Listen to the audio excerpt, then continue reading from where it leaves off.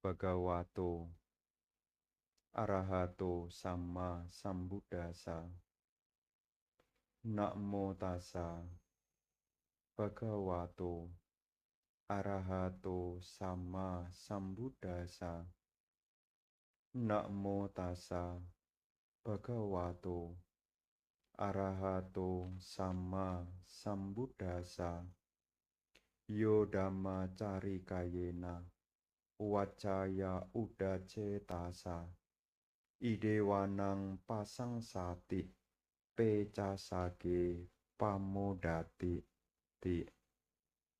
Siapapun yang melaksanakan dhamma, baik melalui pikiran, ucapan maupun perbuatan, saat hidup di dunia, ia dipuji para bijaksanawan.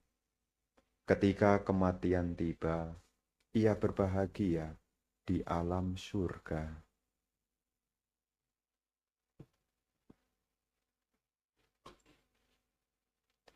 Bhikkhu Sangga yang termuliakan, Atasilani, Romo Ramani Pandita, keluarga dari mendiang Bante Maha Ali Butaliko Mahatera, ibu bapak, saudara-saudari sekalian, selamat malam. Terpujilah Sang Buddha, Namo Buddhaya. Pada kesempatan malam hari ini, kembali kita melakukan puja Awamanggala sebagai sarana untuk kembali memperkokoh keyakinan kepada Tiratana, mengingat kembali ajaran-ajaran luhur Guru Agung Sang Buddha, dan apa yang kita lakukan ini adalah upaya untuk membuat jasa kebajikan yang kita niatkan, kita persembahkan kepada terkhusus, yakni Bante Maha Ali Jutaliko Mahatera. Tentu dengan harapan semoga beliau juga ikut merasakan kebaikan yang hari ini kita lakukan, sehingga mendiang juga memperoleh manfaat kebajikan. Para bapak dan ibu, saudara-saudari sekalian, di dalam ajaran Sang Buddha disebutkan bahwasanya kemunculan seorang Buddha menjadi sebab dari kebahagiaan. Mengapa demikian? Karena kemunculan Buddha kepada dunia akan membawa pada pencerahan. Seseorang yang semula tidak mengerti menjadi mengerti, sehingga seseorang ini dapat menuntun dan mengarahkan diri kepada hal-hal yang bermanfaat. Tentu ibu bapak, saudara-saudari sekalian, Guru Agung Buddha ini selain mengajarkan supaya kita mengerti tentang manfaat kehidupan, Guru Agung Buddha juga memiliki kualitas.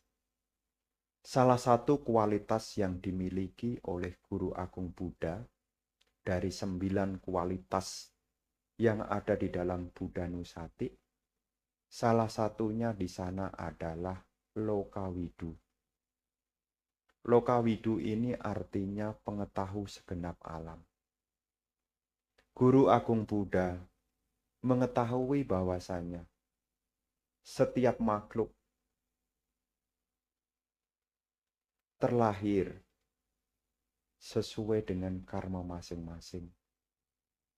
Di dalam Dewa Duta Majjhima Nikaya, Guru Agung Buddha menyebutkan di sana, dengan mata batin beliau mengetahui seperti halnya di antara dua rumah, beliau melihat bagaimana orang ini pindah dari satu tempat ke tempat yang baru. Guru Agung Buddha melihat kelahiran demi kelahiran, kemana makhluk itu dilahirkan, semua tidak lepas dari perbuatan masing-masing. Jadi guru agung Buddha mengetahui kemana orang ini akan dilahirkan. Dengan mata beliau, dengan mata batin beliau melihat bahwasanya setiap makhluk mewarisi karma masing-masing. Dan di situ juga guru Buddha menyebutkan, nanti ibu bapak ingin lebih lengkapnya, nanti dibuka Majjhima Nikaya, judulnya Dewa Duta. Guru Agung Buddha di sana menyebutkan ada makhluk-makhluk yang di dunia ini dia mengembangkan kebajikan. Ketika ia tutup usia, makhluk-makhluk ini terlahir di alam surga. Kemudian Sang Buddha juga menyebutkan lagi, ada makhluk-makhluk yang di dunia ini ia mengembangkan kebajikan. Ketika ia tutup usia, dia lahir di alam manusia. Dan Sang Buddha juga menyebutkan, ada makhluk-makhluk yang melakukan keburukan di dunia ini. Ketika ia tutup usia, terlahir di alam neraka, ada sebagian di alam peta, dan ada sebagian di alam binatang. Kelahiran demi kelahiran, kemana makhluk itu terlahir, tergantung dari apa yang orang itu lakukan. Tentu ajaran ini juga seringkali disampaikan oleh Bhante Jutaliko sehubungan dengan mengingat pentingnya kita memahami tentang hukum perbuatan. Hukum perbuatan ini yang harus kita pegang, yang harus kita mengerti bahwasanya seseorang mewarisi karma masing-masing. Ibu bapak, saudara-saudari sekalian, kadang di dalam kehidupan ini ada harapan, tapi juga ada kenyataan. Dalam kehidupan ini semua orang pasti punya harapan. Tapi sisi lain dari harapan itu adalah kenyataan. Nyata itu artinya fakta. Apa yang seringkali menjadi harapan kita pada umumnya? Tentu dalam hal ini adalah perumah tangga. Apa harapannya sebagai perumah tangga? Perumah tangga yang pertama adalah atik suka. Bahagia karena memiliki. Dalam hal ini adalah harapan umum perumah tangga adalah berharap, berdoa. Kalau pedagang harapannya dagangannya laris. Kalau karyawan harapannya apa? Naik jabatan. Gajinya juga naik. Saya selalu ingat ini. Selalu ingat. Ya salah satu kalau Bhante Jutaliko kasih blessing. Ya didoakan. Yang dagang, dagangannya tambah laris. Yang kerja, naik gaji, naik jabatan. Yang sekolah, makin pinter, cepat lulus. Dalam kehidupan kita, ada kenyataan, kita punya harapan. Apa yang tadi Bante sampaikan itu harapan sebagai perumah tangga, yaitu berharap memiliki kekayaan. Dan ini adalah disampaikan oleh Guru Agung Buddha. Di dalam kitab Anguttara Nikaya, Guru Agung Buddha juga menjelaskan hal ini. Ada harapan yang diharapkan oleh perumah tangga. Khotbah ini disampaikan oleh Guru Agung Buddha kepada perumah tangga, yakni Anathapindika. Harapan yang pertama adalah kekayaan. Harapan yang kedua adalah nama yang baik. Harapan yang ketiga adalah usia panjang.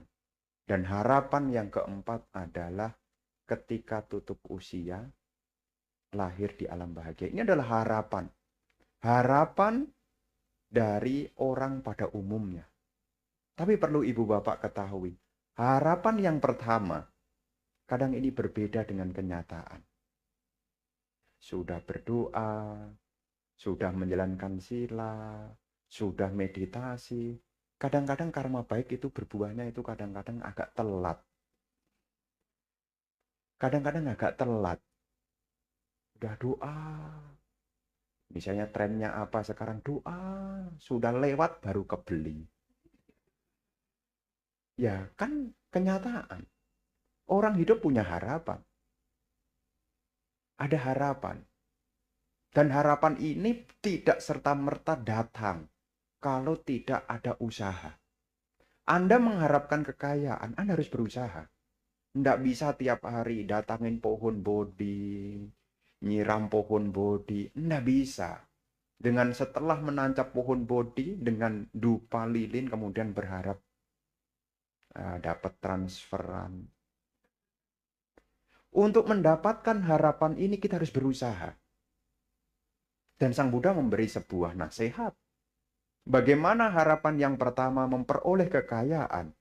Perumah tangga mesti memiliki rajin dan bersemangat. Uttana sampada. Jadi ibu bapak sebagai perumah tangga, untuk mendapatkan harapan berupa kekayaan, mesti rajin dan bersemangat. Rajin dan bersemangat. Tekun, teliti, rajin.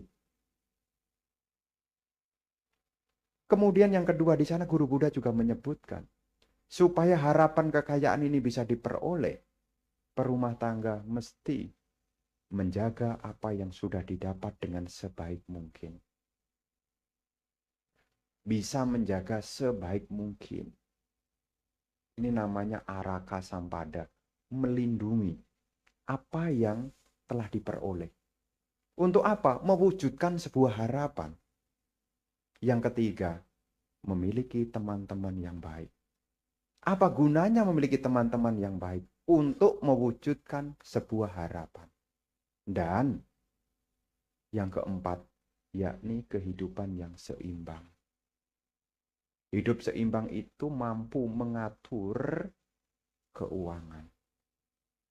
Maka kalau saya ceramah di daerah-daerah, terkhusus ya di Kabupaten Tangerang, Kota Tangerang, saya selalu nyinggung soal hal ini. Ya, soal hal ini. Kadang-kadang saya suka bertanya kepada ibu-ibu, belanja dulu atau nabung dulu? Belanja dulu atau nabung dulu? Ya, belanja dulu, Bante. Soalnya Bante kan tanya, belanja dulu atau nabung dulu? Kalau Bante tanyanya nabung dulu atau belanja dulu, ya saya jawab nabung dulu. Kadang-kadang umat-umat ini pintar juga loh. Jadi dalam hal ini ada harapan. Kita punya kekayaan, kita harus berusaha. Tidak serta-merta kemudian kita hanya berdoa, tidak ada di ajaran Buddha. Demikian, kita harus berusaha. Bahkan di khotbah yang lain, yang disebut sebagai caka, caka itu roda. Ya, roda yang akan membawa kita pada apa yang menjadi harapan. Di situ disebutkan ada 4 hal, yakni tinggal di tempat yang sesuai, memiliki teman yang baik, menuntun diri ke arah yang benar, mempersiapkan apa yang dibutuhkan, dan memiliki timbunan kebajikan. Artinya apa? Sebuah harapan itu perlu usaha. Perlu usaha. Tapi ibu bapak juga jangan sampai kita hanya fokus pada harapan. Tapi dalam hidup ini kita harus memahami dalam hidup ada kenyataan yang tidak pakai semoga. Tadi kalau kekayaan kan semoga. Sambil tuang air, semoga yang dagang makin laris. Pakai semoga.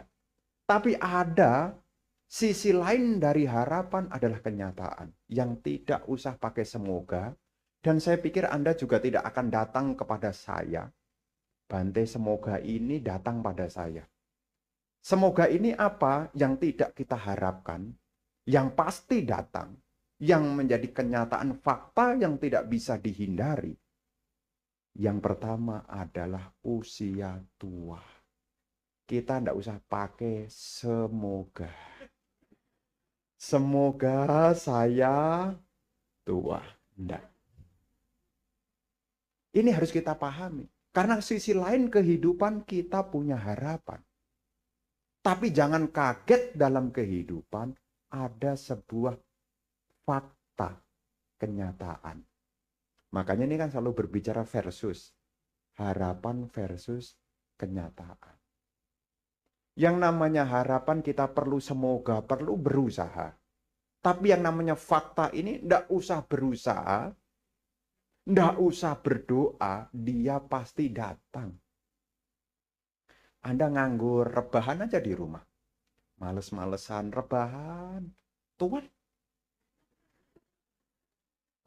Tua tidak dapat apa-apa tuh. Tua. Kekayaan tidak dapat. Yang dapat apa? Tua. Makanya sebagai perumah tangga, ya perlu diingatkan. Ada salah satu di dalam syair Dhammapada. Di kala muda tidak menjalankan hidup suci, atau di kala muda tidak berhasil mengumpulkan kekayaan, ketika tua, dia akan merana seperti halnya burung bango yang sudah tua, duduk diam di tepi danau yang tidak ada ikannya. Kenapa? Karena kita harus punya harapan. Sebagai umat Buddha harus punya harapan. Tapi sisi lain, umat Buddha juga harus mengerti ada kenyataan, ada fakta. Yang tidak usah pakai doa, tidak usah pakai usaha, dia pasti datang. Dan ini tidak dimau orang. Enggak mau. Di Pusdiklat itu, selain ada kantor pajak, di samping Pusdiklat itu, selain kantor Samsat, sebelahnya showroom, itu ada yang namanya dermatologi. Tahu enggak itu apa itu? Main itu agak jauh sedikit. Itu adalah perawatan kulit. Supaya tuanya jadi lambat. Jadi kulitnya ya, jangan cepet ngeluntung kayak korden itu. Tapi ini kenyataan, tidak bisa dihindari. Ini tidak usah pakai doa, tidak usah pakai usaha, pasti tua. Tidak ada satupun orang di dunia yang menolak hal ini. Tidak bisa. Tidak bisa. Makanya tadi Bante bilang, sebagai perumah tangga, kita ini, tentu kita punya harapan. Tapi kita juga harus paham, ada sebuah kenyataan. Kita bakal tua. Ya, ini tidak usah pakai berusaha, tidak pakai doa. Yang kedua yang namanya fakta yang harus kita mengerti juga, ini juga tidak usah pakai berdoa, tidak usah pakai berusaha. Yakni fakta kehidupan ini urutannya setelah usia tua dilanjutkan dengan sakit. Ini juga tidak usah pakai doa. Tidak ada orang kemudian datang ke Bante. Bante, doakan Bante. Supaya saya sakit. Kalau ada mungkin saya tanya ya. Kenapa? Dalam hidup ini tidak ada yang ngunjungin saya loh Bante. Ya siapa tahu setelah saya sakit ada yang ngunjungin. Malah pop tidak ada yang datang juga. Ya. Jadi salah satu tempat yang tidak tertarik untuk dikunjungi sebetulnya kan rumah sakit. Siapa yang mau nongkrong di sana? Minum kopi, ngafe, ngobrol santai. Tidak ada. Tapi yang kedua ini adalah fakta yang harus kita pahami supaya kita tidak kaget. Kita punya harapan. Pengen selalu sehat. Kita berusaha menjaga diri bagaimana supaya tubuh ini sehat. Itu adalah harapan. Tapi juga harus dipahami. Ada fakta kenyataan. Kita mau rawat kayak apapun tubuh ini, bukan pesimis, tapi ini adalah realita. Siapa yang sudah makan sehat, sudah rajin olahraga, yang tidak pernah sakit kepala? Siapa? Sudah makan sehat, olahraga, siapa yang tidak pernah sakit kepala, tidak pernah batuk? Tidak ada. Itu yang sederhana. Jangan yang ngomong yang jauh-jauh, yang dekat dulu. Kenapa Bante kok saya bisa batuk? Ya karena punya tenggorokan. Nah, batuk itu kan dari sini. Makanya kalau orang batuk saya tanya, apa yang dirasakan? Gatal, Bante. Kering atau basah? Waduh. Apalagi dulu waktu zaman mikro itu. Ah, ya, mikro ya. Apa ya kemarin ya? Kok lupa saya? Ya, COVID yang apa kemarin? Omikron. Soalnya kan saya juga salah satu tamu yang datang juga di sana. Gatal sekali, kering, gatal sekali. Udah tak minumin air hangat tetap gatal. Tapi tidak ada orang yang tahu kalau saya kena. Tidak ada yang tahu. Tidak ada yang tahu. Ya. Pokoknya taunya centing malam aja. Pokoknya banting malam itu sebetulnya juga nahan juga itu. Ya nahan juga. Kadang-kadang batuk. Kadang-kadang orang WA, Bante kurang fit ya. Enggak, biasalah centing pagi, centing malam non-stop ya bilang. Yang namanya kedua ini pasti. Ini fakta. Fakta bahwasanya siapapun orangnya, latar belakangnya apapun, jabatannya apapun, ini fakta. Nggak usah pakai berusaha, nggak usah pakai berdoa, dia akan datang. Yaitu sakit. Jadi ini fakta. Dan sebagai umat Buddha juga jangan kaget. Saya udah berusaha kok tiba-tiba ada ini, tiba-tiba ada itu. Ini fakta. Dan seorang siapapun orangnya akan mengalami hal yang sama. Tadi pagi saya kedatangan tamu. Ya, salah satu tamu itu juga menceritakan kondisinya. Ya, dia tanya kepada saya dengan minta harapan. Baiknya bagaimana? Ya saya juga tidak tahu. Makanya saya balik lagi tanya ke dia. Ya, dia mengalami salah satu penyakit. Ya dia tanya, perlu dibiopsi atau tidak, Bante? Gak bingung jawabnya. Ya saya juga bukan dokter, bukan ahli terawang. Apa ini jawaban saya? Terus saya tanya balik. Menurut hati Anda yang merasa cocok apa? Saya juga bingung, Bante. Saya lihat latar belakangnya. Ya supaya tidak bingung, COP aja dah.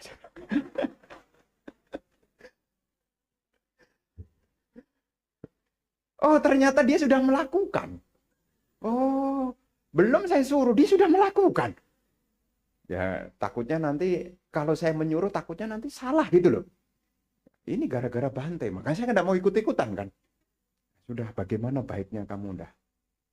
Terus, COP tanyanya apa? Pertama dia tanya, kira-kira pengobatannya yang baik apa? Dia tanya.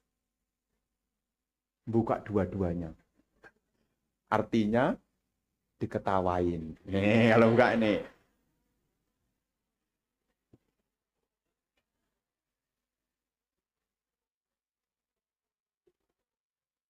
Ya saya tidak tahu, ternyata dia sudah melakukan. Terus akhirnya dia menjawab, kemudian dia dapat satu buka, satu tutup. Kemudian setelah izin itu, kemudian dia ketok-ketok gitu. Keluar tuh. Nah, tapi keluarnya tidak saya sebutkan. Takutnya Anda pasangin. Takutnya Anda pasangin. Saya menyampaikan kepada yang bersangkutan bahwasanya ya fakta kehidupan yang tidak bisa kita hindarkan. Dan ini pasti tidak usah pakai doa, tidak pakai usaha, dia akan datang pelan-pelan. Sesuai dengan karma masing-masing juga, yaitu datangnya sakit. Sesuai karma. Karena apa yang ada di tubuh kita sekarang, Ibu Bapak, itu adalah gambaran masa lalu kita. Mungkin kadang-kadang orang protes. Dia itu baik, Bante. Kok bisa sakit tubuhnya? Masa lalu kita tidak tahu. Kita tidak tahu masa lalu kita. Karena tubuh yang kita warisi ini tidak lepas dari kama. Kama jarupa. Rupa yang kita miliki lahir dari kama. Makanya kadang-kadang ada yang sakit ini orang kadang-kadang heran. Kok bisa ya? Ya kama jarupa, perbuatan. Dari perbuatan. Apakah perbuatan sekarang atau perbuatan yang lampau? Mungkin seseorang ini rajin. Ya, dulu kita kenal. Zaman dulu. Di Bali ada guru meditasi yang sangat terkenal. Namanya Bante Tita Ketuko. Dulu sekali. Mengajarkan Vipassana. Di saat-saat beliau usia tua, beliau juga mengalami kondisi yang dalam tanda kutip sakitnya cukup lama. Orang bertanya, nah dia kan guru meditasi. kok bisa sakit? Kadang-kadang kalau ada umat yang tanya gitu, saya jawab dengan mudah. Biku juga manusia. Bahkan kapan hari juga ada mahasiswa dari fakultas kedokteran, dia tanya, kalau biku sakit, apa yang dilakukan biku? Ya minum obat lah. Dia pikir kalau kita biku, dia pikir itu seperti film Shaolin itu. Ya. Dia pikir gitu. Ya, dia pikir kan, kalau kita dulu kan lihat serial kayak, apa ya, sudah lupa ya. To Leong To itu apa sih namanya? Apa namanya? Ya zaman dulu itu. Nah, pokoknya kalau urusannya biksu kena pukulan juga. Ya tenaga dalam. Ya saya bilang, kalau biku ya tergantung sakitnya apa. Kalau batuk, mau begini, mau... ini udah gatel. Bagaimana napas masuk, napas keluar, ini menggelitik terus kok. Ya harus pakai cara mengatasinya. Keluarkan sendok, ambil sirup, dituang. Mata mengantuk, tidur, besok sehat. Ini fakta. Ya. Kenyataan yang kedua yang tidak usah pakai berdoa, tidak usah pakai usaha ini adalah sakit. Dan memang kita bilang kemudian, ya sudahlah, ya memang tetap berusaha. Tapi sebisa mungkin kita harus paham, ini akan terjadi pada siapapun. Penerimaan diri itu juga penting untuk apa? Supaya pikiran kita juga bagus. Di zaman Sang Buddha, ada Bapak Nakulapita. Ini adalah perumah tangga yang punya keyakinan kepada Sang Buddha. Bapak Nakula, udah tua. Sudah tua. Bapak Nakula ini untuk datang ke wihara ini agak susah. Untuk ketemu Sang Buddha susah. Tapi Bapak Nakula ini minta nasihat kepada Sang Buddha. Bante, saya ini sudah tua. Sudah tua juga sakit-sakitan, Bante. Mohon Bante bisa memberikan nasihat kepada saya agar punya nilai manfaat dalam waktu yang panjang. Sang Buddha memberi satu renungan kepada Bapak Nakulapita itu. Apa nasihatnya? Jasmani boleh sakit, tapi pikiran jangan sampai sakit. Kalimat ini disampaikan oleh Guru Agung Buddha kepada perumah tangga. Bapak Nakula. Bapak Nakula. Nakula Pita. Pita itu ayah. Nakula itu nama anaknya. Ya, Bapak Nakula. Sang Buddha menyampaikan nasihatnya. Jasmani boleh sakit, tapi pikiran jangan sampai sakit. Pemahaman ini perlu kita miliki. Karena ini fakta yang tidak bisa dihindari. Kadang-kadang kalau orang sakit, umum sering kali saya dengar.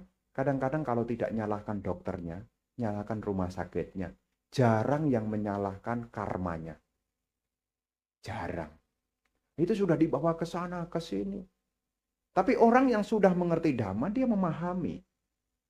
Jasmani boleh sakit, tapi pikiran jangan sampai sakit. Sakitnya pikiran itu apa? Menolak.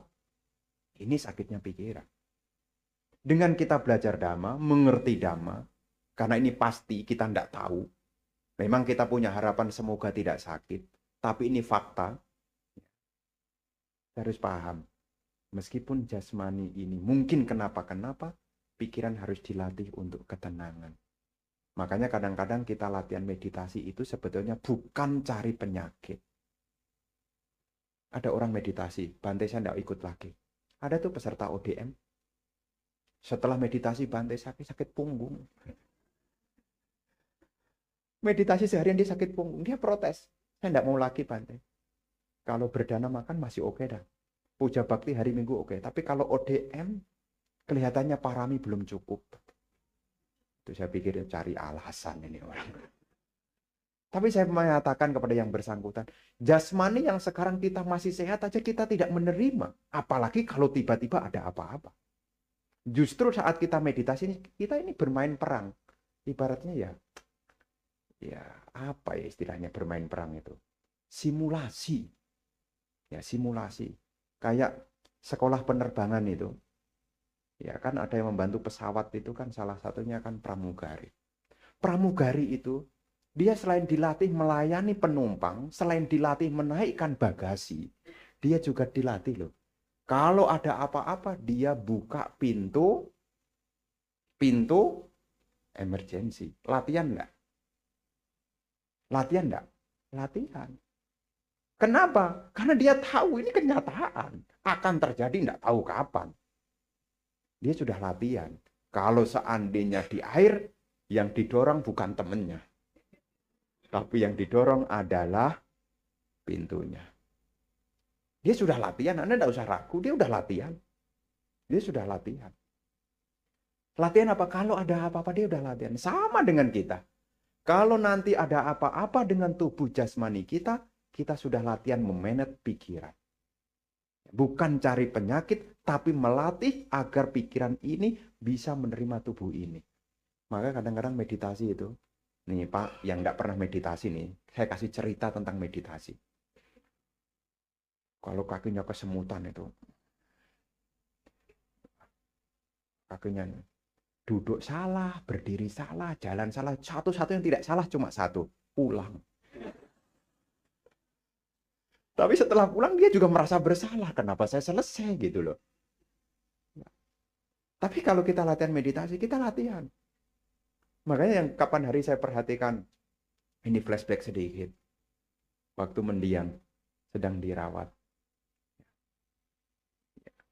Ya bahkan saat Anda melihat, menyaksikan terakhir, Anda menyaksikan waktu disemayamkan di sini. Anda bisa memperhatikan. Bagaimana tentang wajah. Kenapa Bante? Itu juga dampak dari latihan. Ya, dampak dengan latihan.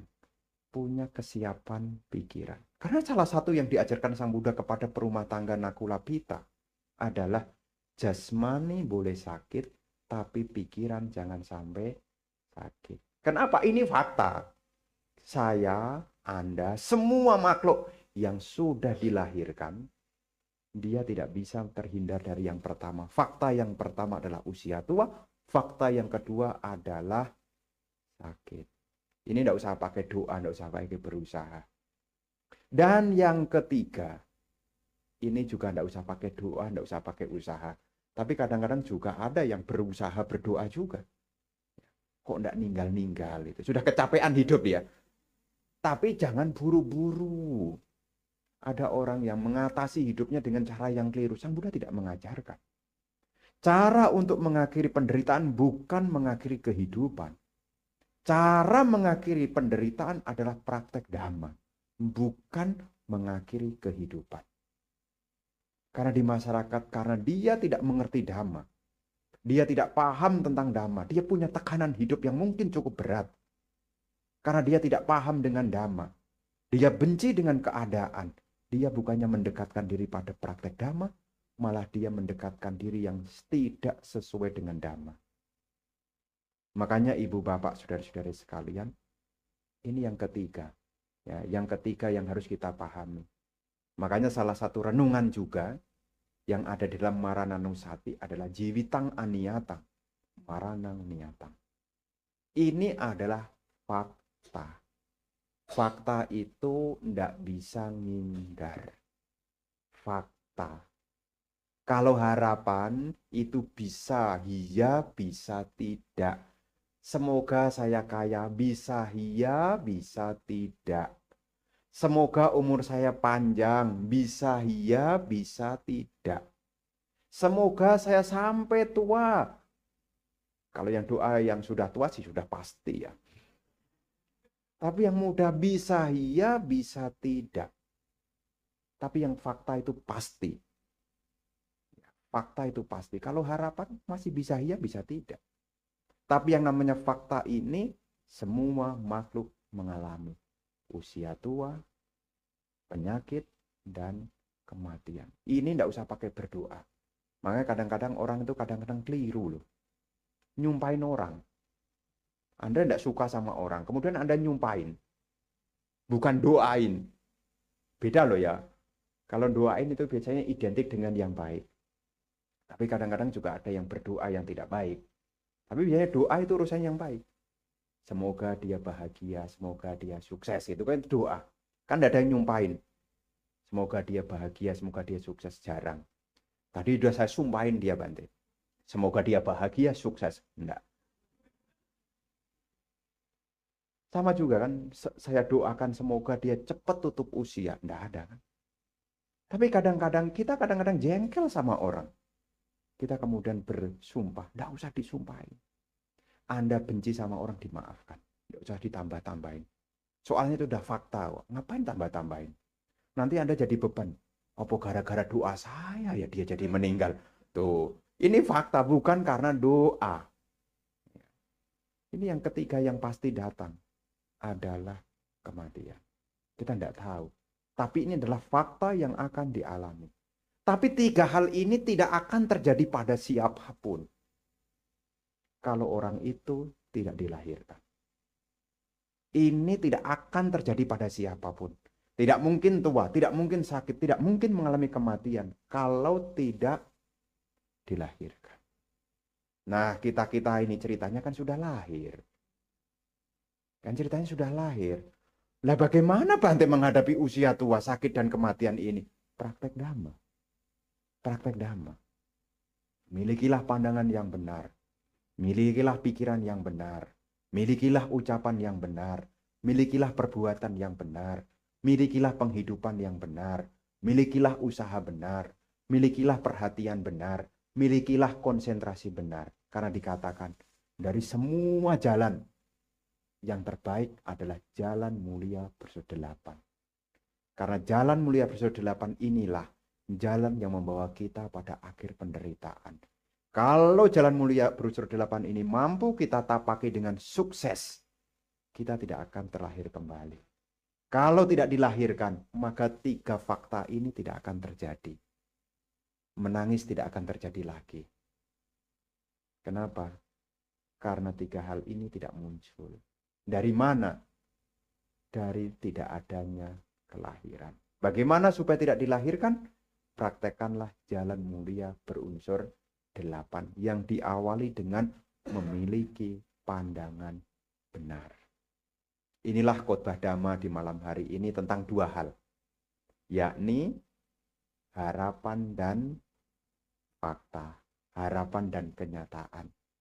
Semoga Dhammadana ini melimpah kepada mendiang Bante Maha Ali Jutaliko. Semoga dimanapun mendiang berada, semoga selalu dekat dengan Dhamma, hingga akhirnya beliau dapat merealisasi nibbana. Semoga kita semuanya maju di dalam praktek Dhamma. Semoga penderitaan juga bisa kita akhiri di dalam kehidupan saat ini. Sabe sata bawantu sukhitata. Semoga semua makhluk hidup berbahagia.